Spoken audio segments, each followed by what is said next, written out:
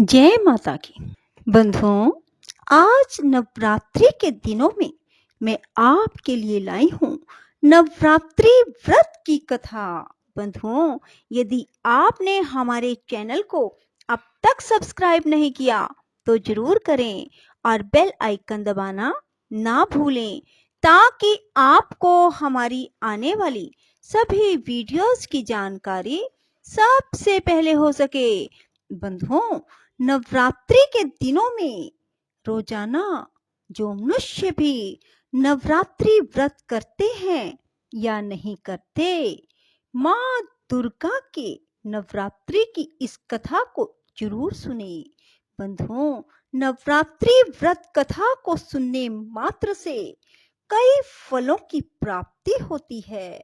बंधुओं, मनुष्य के रोग दूर हो जाते हैं, मनुष्य की संपूर्ण विपत्तियां दूर हो जाती हैं, घर में समृद्धि की वृद्धि होती है, बंध्या को पुत्र की प्राप्ति होती है, समस्त पापों से छुटकारा हो जाता है और मनोवांछित मनोरथ सिद्ध हो जाते हैं। सो बंधुओं, कोशिश यही करें कि सभी मनुष्य नवरात्रि व्रत अवश्य करें। जो नवरात्रि व्रत करने में समर्थ नहीं है वह नवरात्रि व्रत की इस कथा को जरूर सुने, तब भी उन्हें नवरात्रि व्रत के फल के बराबर पुण्य की प्राप्ति होगी। बंधुओं, पर एक बात, यदि आप नवरात्रि व्रत नहीं कर रहे तब कम से कम आप सात्विक जरूर रहें, अर्थात सादा जीवन जिए नवरात्रि के दिनों में, मांसाहारी ना बने।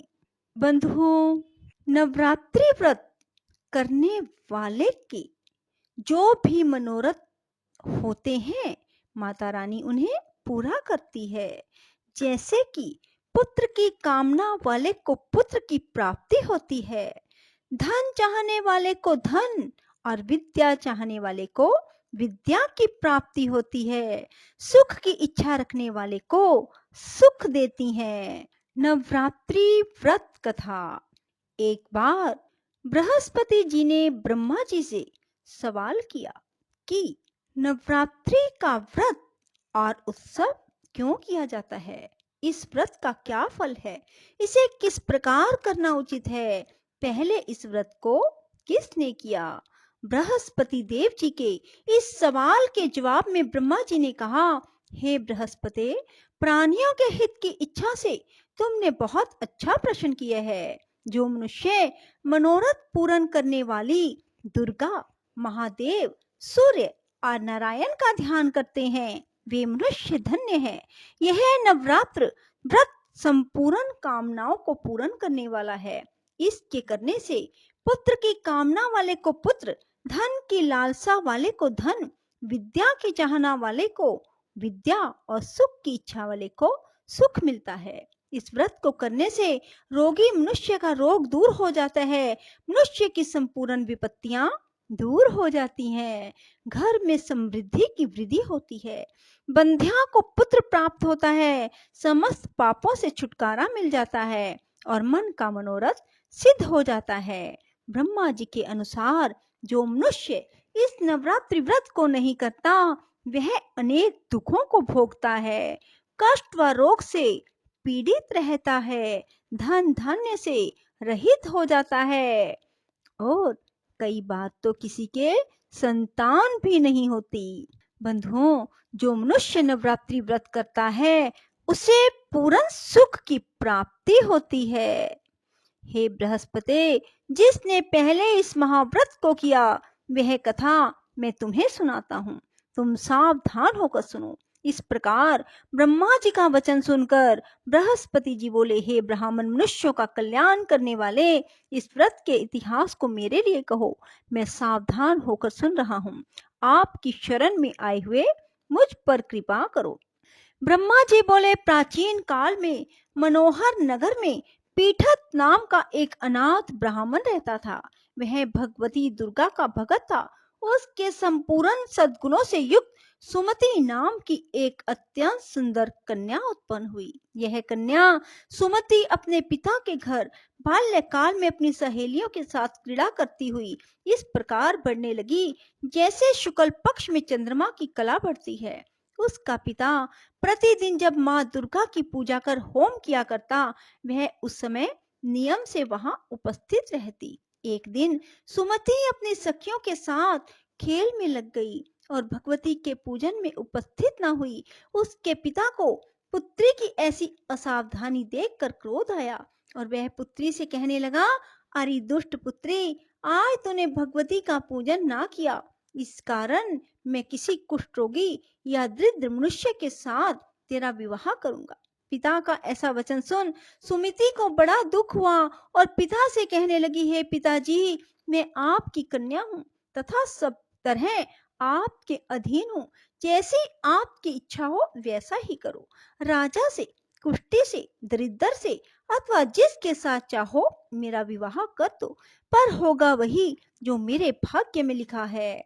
मेरा तो अटल विश्वास है, जो जैसा कर्म करता है उसको कर्मों के अनुसार वैसा ही फल प्राप्त होता है, क्योंकि कर्म करना मनुष्य के अधीन है पर फल देना ईश्वर के अधीन है। जैसे अग्नि में पड़ने से तृण आदि उसको अधिक प्रदीप्त कर देते हैं, इस प्रकार कन्या के निर्भयता से कहे हुए वचन सुनकर उस ब्राह्मण ने क्रोधित हो अपनी कन्या का विवाह एक कुष्ठी के साथ कर दिया और अत्यंत क्रोधित हो पुत्री से कहने लगा, हे पुत्री, अपने कर्म का फल भोगो, देखें भाग्य के भरोसे रहकर क्या करती हो। पिता के ऐसे कटु वचनों को सुन सुमति मन में विचार करने लगी, अहो मेरा बड़ा दुर्भाग्य है जिससे मुझे ऐसा पति मिला। इस तरह अपने दुख का विचार करती हुई वह कन्या अपने पति के साथ वन में चली गई। डरावने कुशा युक्त उस निर्जन वन में उन्होंने वह रात बड़े कष्ट से व्यतीत की। उस गरीब बालिका की ऐसी दशा देख देवी भगवती ने पूर्व पुण्य के प्रभाव से प्रकट हो सुमति से कहा, हे दीन ब्राह्मणी, मैं तुझसे प्रसन्न हूँ, तुम जो चाहो सो वरदान मांग सकती हो। भगवती दुर्गा का यह वचन सुन ब्राह्मणी ने कहा, आप कौन हैं? यह सब मुझसे कहो। ब्राह्मणी का ऐसा वचन सुन देवी ने कहा, मैं आदि शक्ति भगवती हूँ, मैं ही ब्रह्म विद्या व सरस्वती हूँ। प्रसन्न होने पर मैं प्राणियों का दुख दूर कर उनको सब सुख प्रदान करती हूँ। हे ब्राह्मणी, मैं तुझ पर तेरे पूर्व जन्म के पुण्य के प्रभाव से प्रसन्न हूँ। तुम्हारे पूर्व जन्म का वृतांत सुनाती हूँ, सुनो। तू पूर्व जन्म में निषाद की स्त्री थी और अति पतिव्रता थी। एक दिन तेरे पति निषाद ने चोरी की। चोरी के कारण तुम दोनों को सिपाहियों ने पकड़ लिया और ले जाकर जेल खाने में कैद कर दिया। उन लोगों ने तुझको और तेरे पति को भोजन भी ना दिया। इस प्रकार नवरात्रि के दिनों में तुमने ना तो कुछ खाया ना जल ही पिया। इस प्रकार 9 दिन तक नवरात्रि का व्रत हो गया। ब्राह्मणी, उन दिनों में जो व्रत हुआ, इस व्रत के प्रभाव से प्रसन्न होकर मैं तुझे मनोवांछित वर देती हूँ। तुम्हारी जो इच्छा हो सो मांगो। इस प्रकार दुर्गा के वचन सुन ब्राह्मणी बोली, अगर आप मुझ पर प्रसन्न हैं तो हे दुर्गे, मैं आपको प्रणाम करती हूँ। कृपा करके मेरे पति का कोढ़ दूर करो। देवी ने कहा, उन दिनों तुमने जो व्रत किया था, उस व्रत का एक दिन का पुण्य पति का कोढ़ दूर करने के लिए अर्पण करो।